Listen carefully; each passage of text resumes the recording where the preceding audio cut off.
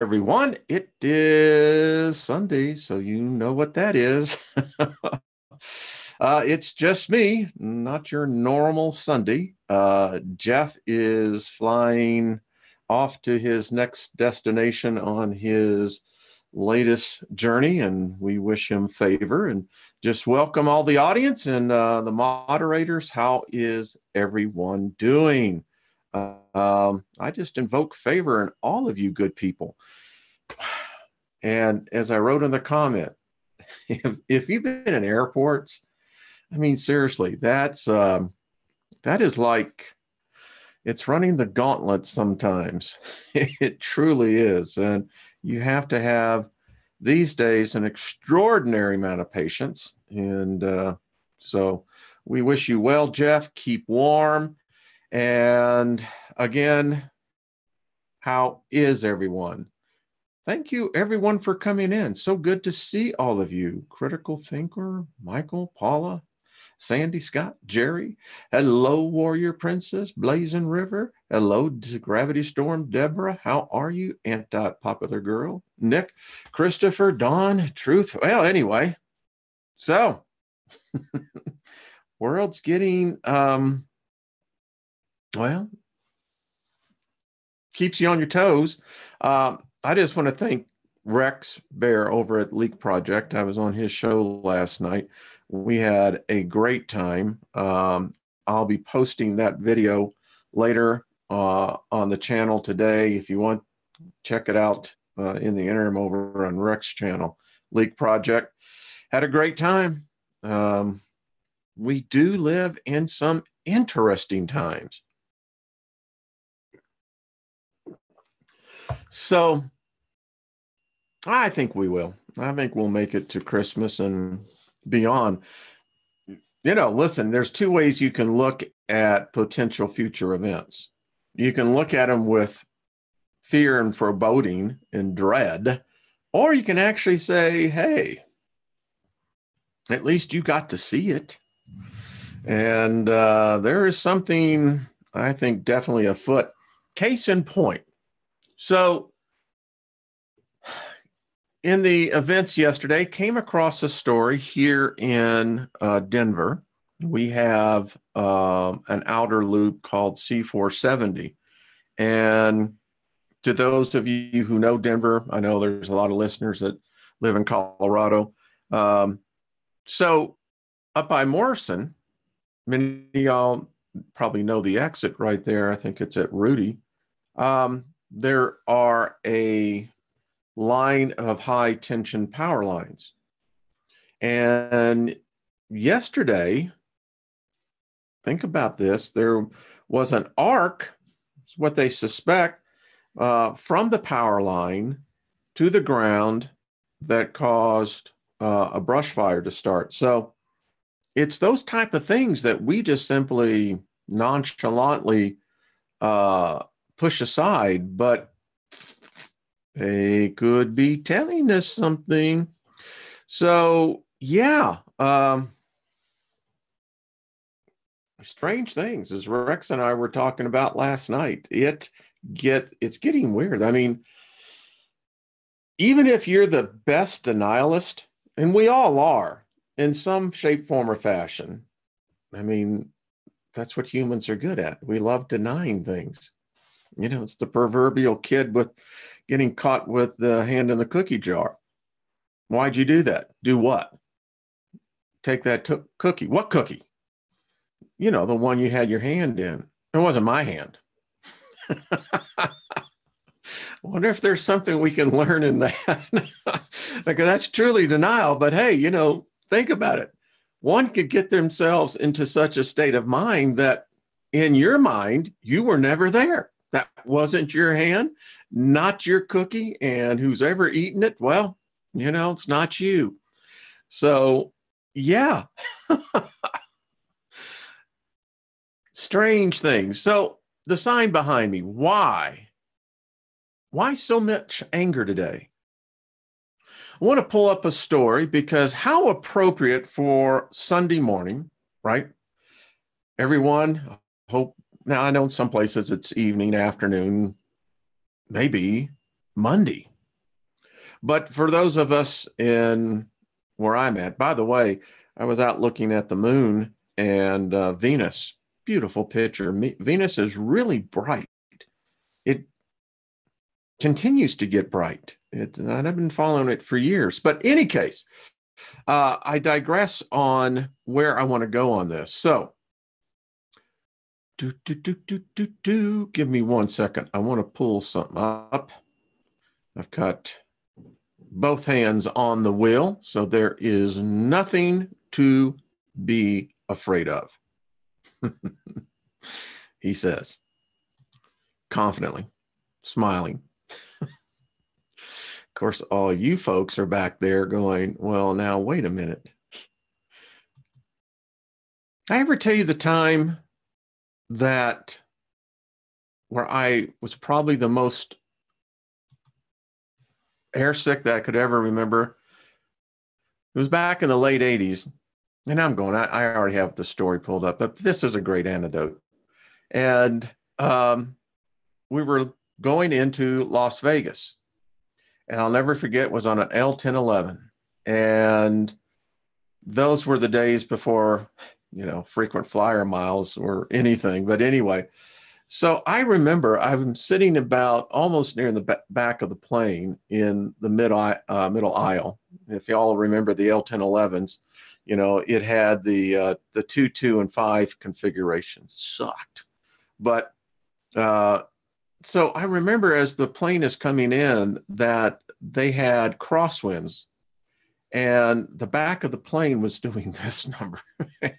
And you're going forward. So you've got the sense of inertia coming in. And then all of a sudden you've got this sway motion going. And there were a few people who, well, they didn't keep it together. So I found this article today on the Wall Street Journal. And this was in the opinion section. It's an opinion by Lance Morrow. Good article. America is addicted to outrage. Now, stop and think about this, people. Outrage releases endorphins just like cocaine, heroin, opiates, whatever, alcohol. I mean, it's all there. Ever ask yourself why humans must find and seek relief? Now, some find it in meditation. That's the preferred method. But, from the very beginning, we had alcohol. And there's a reason for it. The first group of us, I'm convinced of it, were slaves. Literally, slaves. And now this has something to do with what many of our friends experienced these last couple of days. And I haven't ignored it. It's just that it brought out something that needs to be discussed more. And that is what is going on. Now, if you see what's going on in Paris, we've got viewers, subscribers in Paris, in France, that there's anger. Anger is everywhere. I mean, people are like walking razor edge. Sometimes it's a facial expression that will begin to set the rage off. And the opening sentence to this story is, outrage has become the signature emotion of American public life. What does that say? And you can't deny it. Listen, we're in an enclave here. This is sanctuary. We're amongst like-minded spirits that are seeking.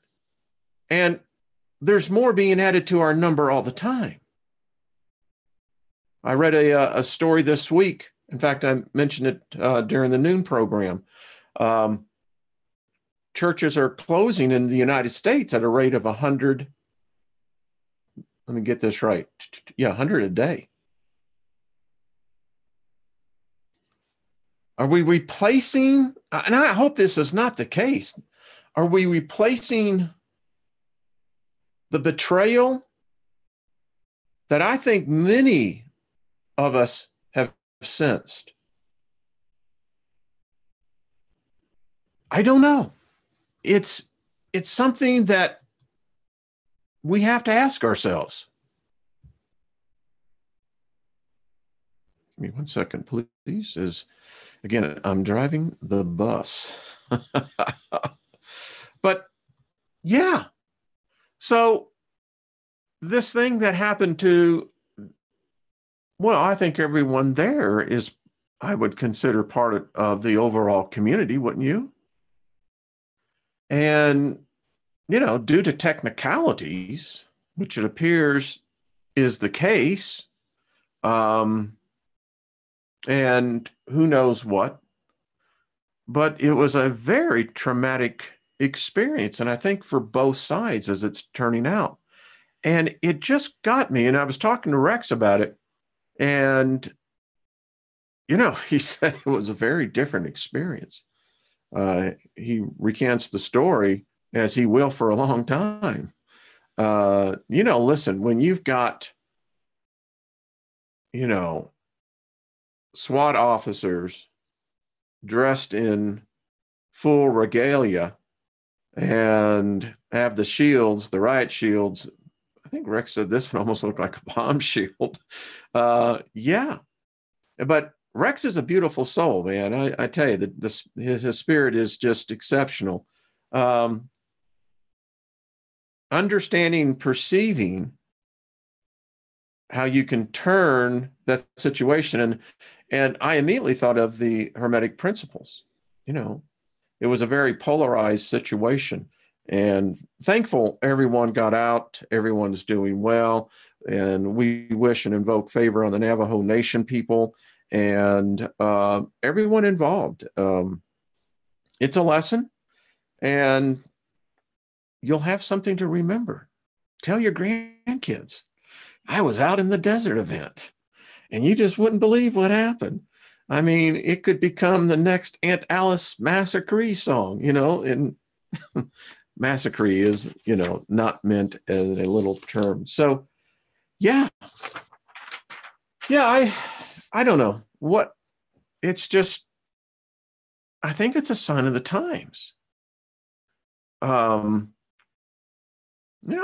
remember growing up, we went through the petrified forest, the painted desert, all those areas out there. And, it was a different time.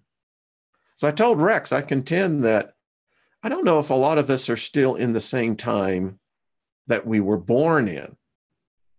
I think the theory is if time can be ripples, if time can be manipulated, that opens up a whole Pandora box.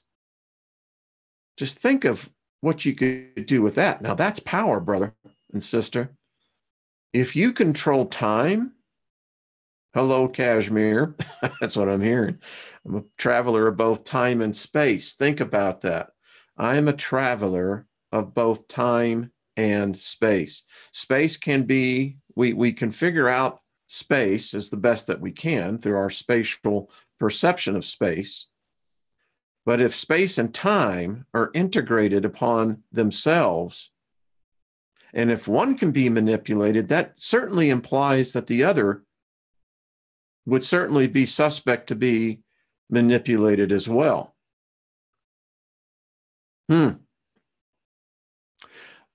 Yeah. Yeah, we can. This is Sunday. This is not your normal Sunday morning, a lot of people are saying, well, wait a minute, I don't want to think this hard. Classic Led Zeppelin. You got it. Scott, I saw that. Shut hats. I like that. Yeah, time is like silly putty, isn't it, though? That's a great analogy. I have to remember that one. Love silly putty as a kid. Strange stuff we used to have is, do you know that when I was growing up as a child, 5, 6, my grandparents bought me a chemistry set. Today it would be considered a hazmat situation. uh, I was just thinking about that. I mean, there were more chemicals in that. And throughout my childhood, I always had chemistry sets. And oh my goodness, we are travelers, are we not? Seriously, we are travelers. All of us are. Um, you got an erector set? Yeah. How many of us remember the Tinker Toys as well? I mean, um, and you know what really gets me? When I see shows that do these, like the pickers and the auctions and what have you, to realize the toys that I played with as a kid are worth a freaking fortune now. Who would have known? Obviously, I didn't. Uh, I do have a few mementos from that period in time, but yeah, um, as I'm talking here, I just traveled back in time. In fact, I was actually in my grandparents' house in Santa Clara. Anyway, they got me a wood burning set. I burned the crap out of myself. I mean, the thing was nothing more than a hot soldering iron. I mean, that's what it is. And you're giving this to 6-year olds, right? uh, it's crazy. But I didn't burn down the house. Uh, Again, see, back in ninth, there you go, Brad White. Yeah. In fact, I probably could still find the burns. I that wood burning set. I was just, even as a kid, it was always amazing to think that they're letting me burn wood with this, and that's how it was, folks. Welcome to today. Definitely different times. Someone was saying, "Oh, the easy bake oven." Yeah. Oh man, I remember a situation where someone put in a more stronger bulb. Now that one almost did start a fire. So there we go. We talk about time again, right? It's strange. So let's kind of go and see what else is going on in our world. I think this one, again, Rex and I talked about it. We'll all be talking about this. Something, folks, is amiss here. Something happened. I'm telling you, something happened, and most of the world just walked on by. You know what I mean? I contend, possible, just possible, that this could be a progenitor of something uh, much more. Listen, we keep talking about this on this gene editing babies and the clone monkeys. I'm going to continue to point this out, folks. It's just, I contend, after this was successful, I think anthropologists are going to have to give this version of man a new name. I suspect it will be coming out. Just kind of going through a few things. This is the one, I pointed this out earlier in the week, but this is, I've been doing a little bit more looking into this. So, worst case scenario, right? we have a weakening North Atlantic current.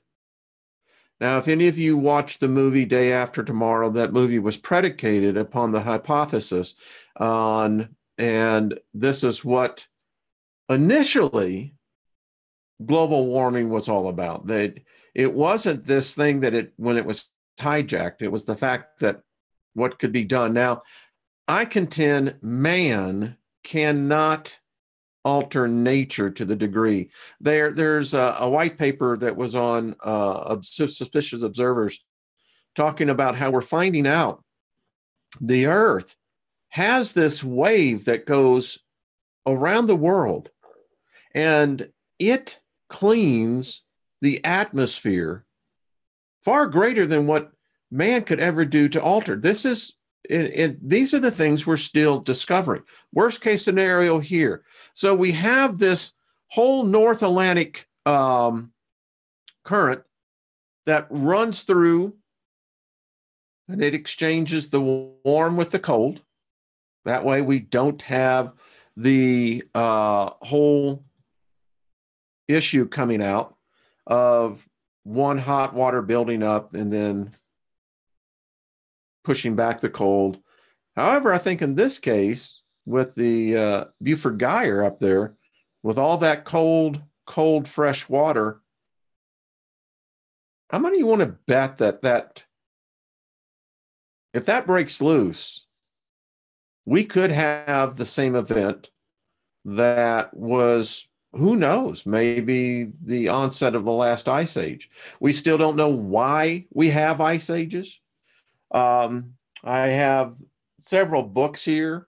One is a great textbook on the brown dwarf theory coming through. We don't deviate from the sun that great. I mean, that would put our orbit like this. No, our orbit's pretty stable at this point.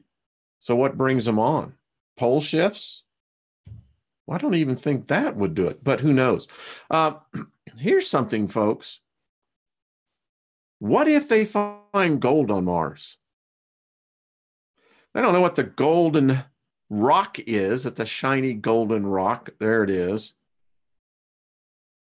But what if there's gold all over the surface of Mars? Or something that's even more rare on Earth than what gold is? Don't know. Okay. Right back to this. I'm going to be sending, Rex and I talked about this. So I wanted to bring this up. We continue to get more and more information on this event. And I keep telling you, I think it was much, much bigger than what we know where it originated. We know exactly the depth it originated, stated around the world. We know that this frequency never deviated in amplitude or strength. And the thing that they can't quite figure out here is the fact that, look at this. Now, this is according to National Geographic, and it's strange for a number of reasons. First, it rang at just a single ultra low frequency, like a well-tuned bell. Seismic waves usually involve lots of different frequencies. Second, the wave emerged and circled the planet without the usual signs of an earthquake.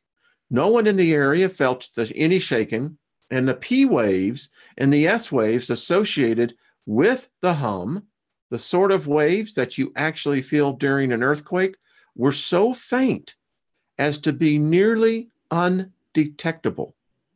And yet, on November 12th, report from the French government found that the Mayonette had slid 2.4 inches to the east and 1.2 inches to the south.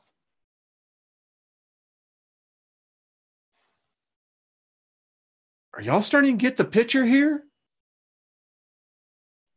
So is this part of this rift, the South African rift that's being torn away from the South African continent? Is this what we're detecting? Is this something else? I mean, it's so specific, but the amount, 2.4 inches, that's a big, big jump.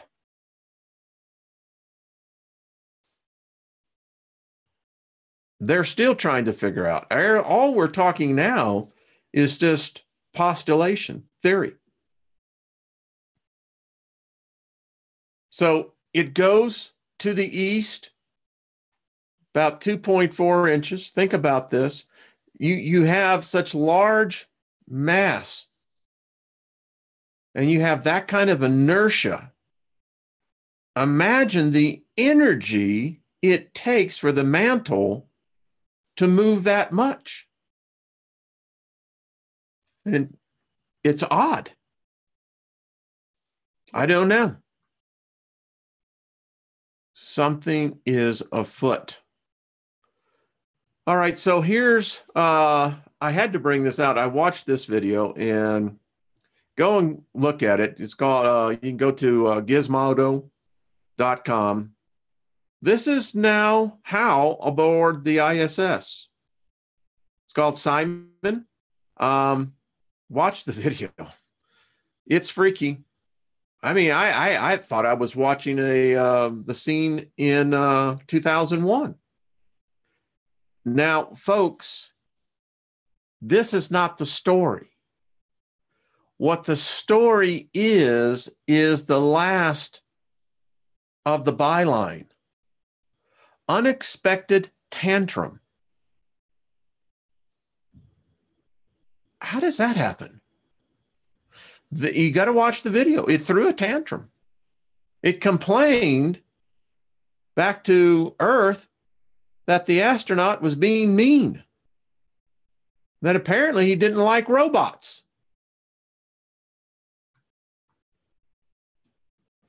Folks, it's happening. You ever get the idea that this rabbit hole is literally in the universe? I don't know. This is another sign. AP News, hawk native to South America wows crowd in Maine. We're seeing in several different species, they're showing up in places they're not supposed to be showing up. Is this a sense that the animal kingdom has? I mean, for a South American hawk, and they said it's not leaving. It was there. It's there. I don't know. This one I found really weird. This is Rutter's TV. You see these devices? Now, when I had knee surgery, I had a knee brace that looked a lot like this, and it did the same function. It worked as an exoskeleton. These things that they're putting on our soldiers now, things are changing, folks. These will actually make humans become superhumans. They can run long distances. They can carry extraordinary weight. Their agility is quite remarkable. This is where we're getting to, folks.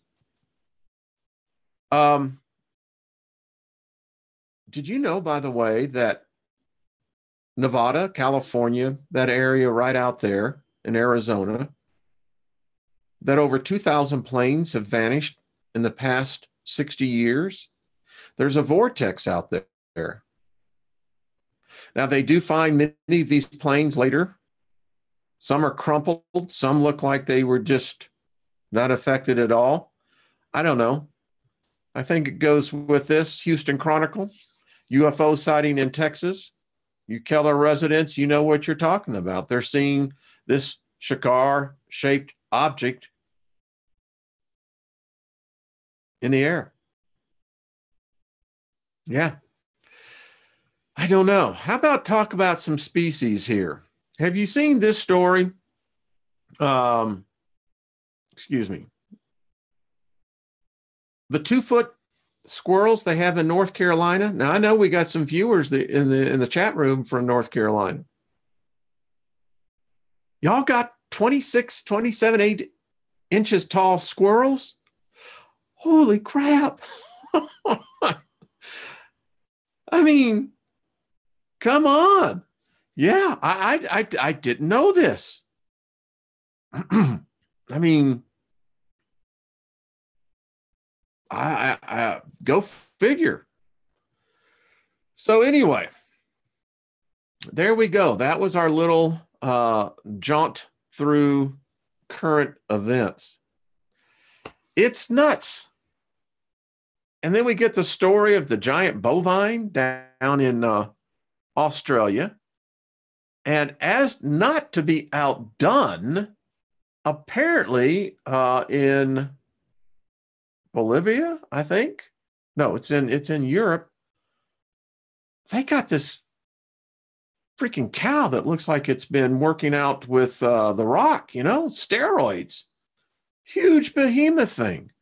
I'm collecting a piece because I'm seeing these stories of all over the world. Animals are getting bigger, and not just a little bit bigger. I mean, much bigger. I mean, is the animal kingdom?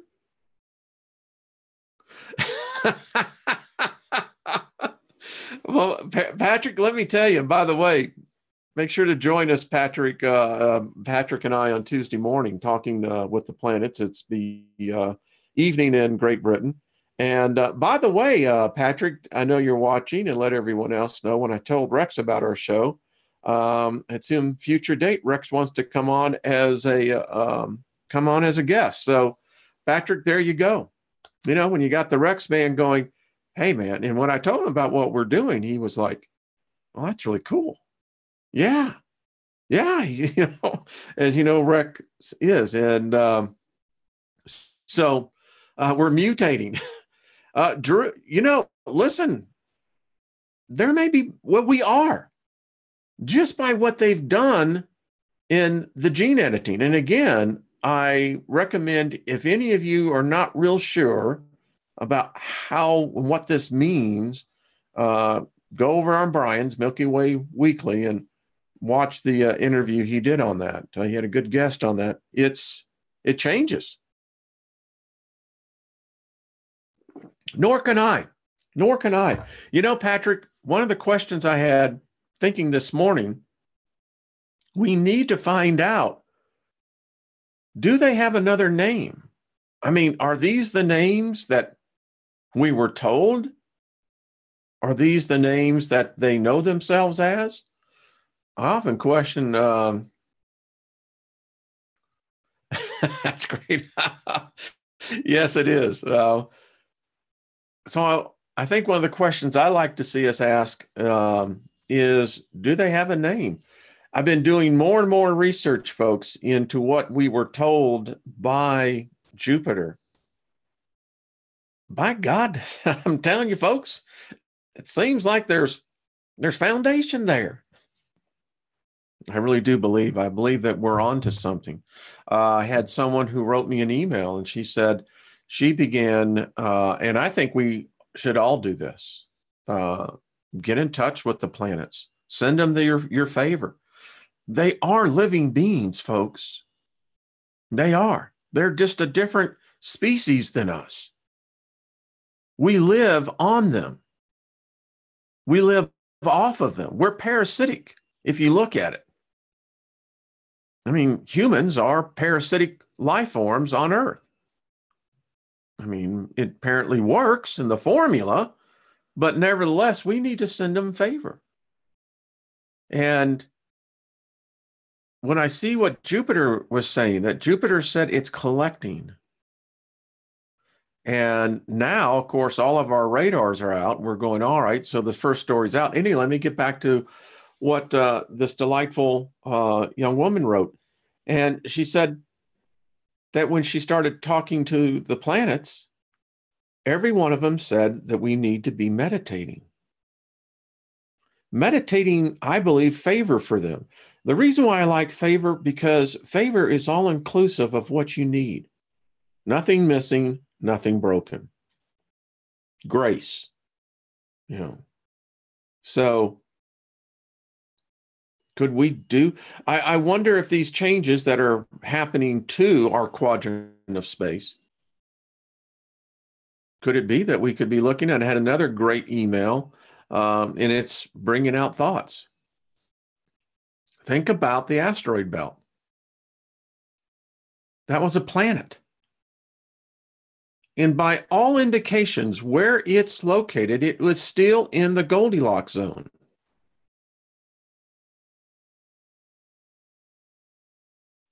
It's a piece of our history that we're missing. And I tell you, my gut tells me, that's your spirit talking. There's answers there waiting to be discovered. But until we get out of this current illusion that we're in, who knows? Well, thank you, Steph. That it's exactly what favor is.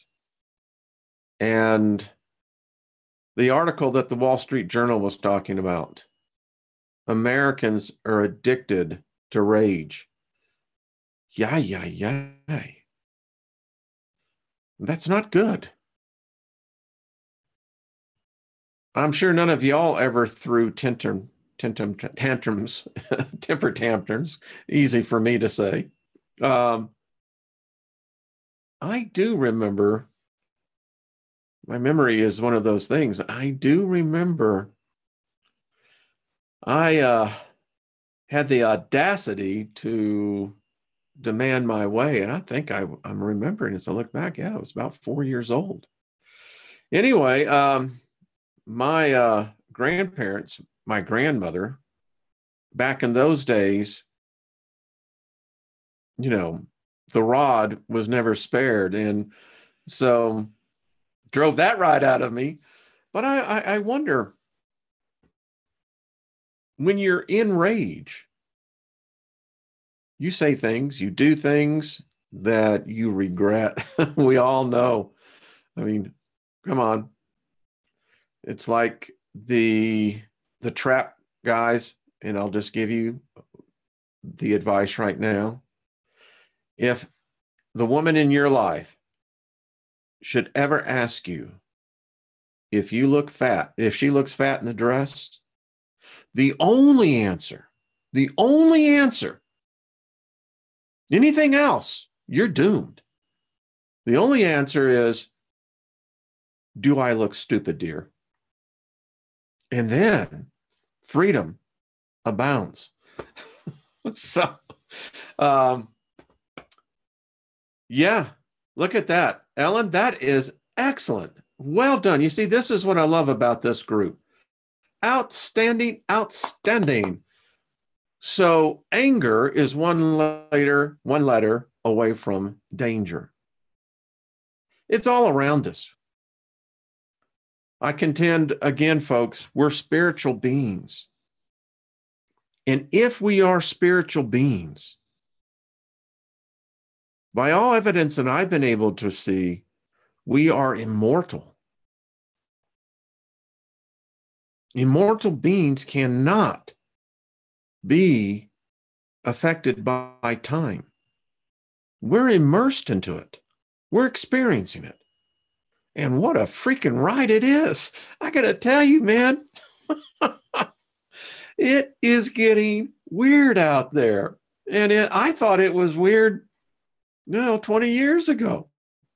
When I lived in Austin, Texas, we had the saying there, keep Austin weird, because Austin was, any folks that live in Austin, I know that there are some of the viewers that, or if you've ever lived in Austin, I've had the privilege of gracing that town since my early youth. Had a great experience out at Hippie Hollow. And so Hippie Hollow is on Lake Travis, and just to let y'all know, it's also nudity is allowed. So you can take it from there. Love your body. If you don't hug your body every day, you're missing. Let me tell you, I'm going to pass on a little secret. You start falling in love with your body's going to fall in love with you. Many bodies are already attacked by the genetic code that's within us. And Mad Hatter, was that not a great show, folks, on Friday? Codes? But the fact is, our genetic code is designed to age. It sucks. There's no reason for a cell to ever die. A cell has the ability to self-replicate to infinity. The universe itself is a living organism. But I digress. You start loving your body because, frankly, folks, the most intimate you'll ever be with another physical being is you. And if you can't learn to be intimately in love with your body, why would your body want to participate? At some point in time, it's going to say, screw this. And we all want to be around for the show. And the thing is, like I told you, everyone doesn't want to die. Everyone wants to have long life, as long as it doesn't involve getting old. So, yeah, I know. Blazing River, is that right? You live in Hippie Hill. Yeah, I love that. That's a cool place then. Again, as I've said, when my exit visa comes due, I mean, I'm going to go out with a smile. It's just, what a far out experience. I can't wait to see what the other one holds, because you think about this, folks. So this is not your normal Sunday, and I could see that this could almost be talked in pulpits around there. Remember, they pull you in. It's called a pull putt. They pull you into the pit. But think about this. This has been an experience for me, and I'm looking forward to more experiences, but it's dawned on me, this adventure has been really far out. I mean, there's no doubt about it. It only leads me to now to begin to speculate, what are the rest of the new experiences going to be? I mean, I don't know. Do we always stay in a bipedal form? I wonder if the next one is like we suddenly become ectoplasm. I don't know. Let's see. Travis Scott says, I love my body a little too much. Well, Travis, I have no idea what that means. Hello, Lori. How are you doing? Well,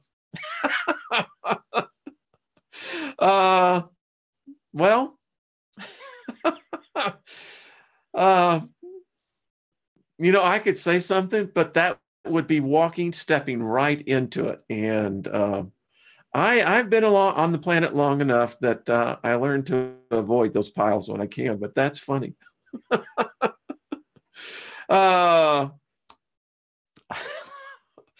sorry. Y'all are a great show. I'm doing solo, folks. So, when you're doing only half of what the normal side is, because, Jeff has his flavor, and it is why it's not the normal Sunday morning show. But that's just funny. I'm just trying to read some of this. If higher and lower dimension beings are energy beings, then we may be their offsprings, growing and learning to be. Well, Buzz, I happen to say, Buzz Achino, you win the gold star today. I contend that's exactly what we are. We're gods. People get all wrapped around the axle, and then you hear people say that. Well, I'm a god. I said that out in public the other day. Some people look at you like, where the freak did you come from? But anyway, I do contend that we are gods. Every religion I've seen says the same thing. Literally comes out and says it. My former religion, made it clear. It was one of those conundrums when I would read it. I'm going, have I not said that you are all gods? Wait a minute. Did the big dude just say that we're big dudes too? Yeah, he did. Buddha teaches as much. Different perspective on the avenue. It's still in the same city. Yeah, so I do contend that's exactly what we are. And if life isn't an experience, there was a episode on Star Trek: The Next Generation, and they picked up 3 different humanoids. They're people, and they came on the Enterprise, and then people began to experience extremes in emotion. Well, come to find out that this is what these beings did. They wanted to come experience emotions. I contend that that's what our life is. We experience an ever-event log of experiences. Pain basically is a warning sign, tells us that something's wrong. So pain, in one sense of the word, is good. No one likes to feel pain. The brain will not remember pain. You cut into the brain cannot feel pain. But without pain, you would most likely kill yourself, not purposely. Imagine if you did not feel any pain and your arm hit a side of a building, let's say, and you didn't know that your arm was broke. Just things that we don't think about. In my time, when I had this altered concept of what demons were, I don't fear demons. No demon can hurt any human being. We're superior to them. We're superior to the angels. All right, do I believe angels exist?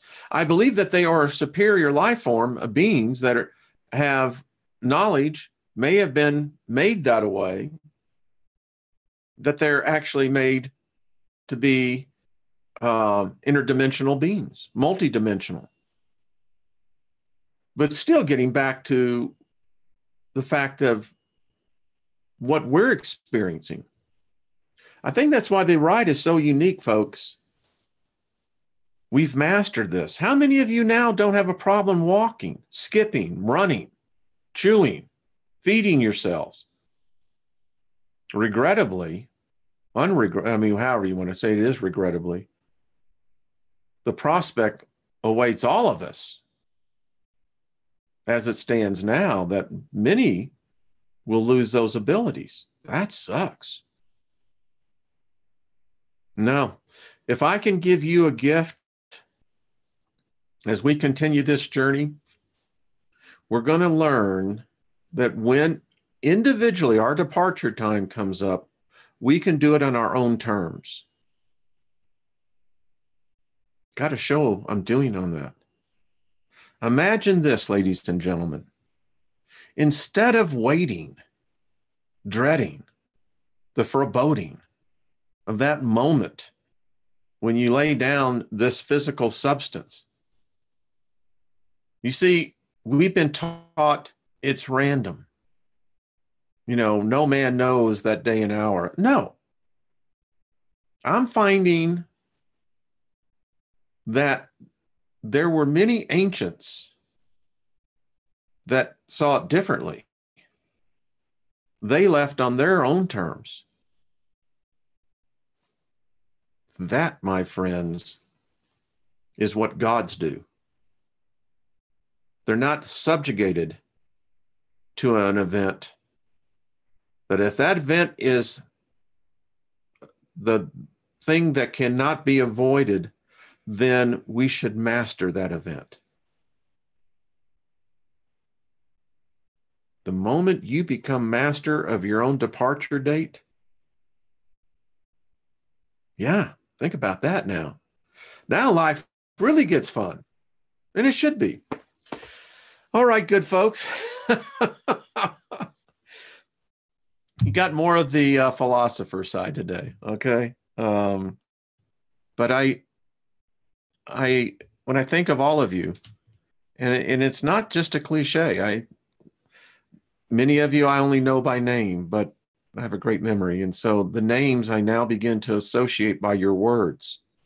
And by your words, it's interesting because I begin to associate what your spirit is like.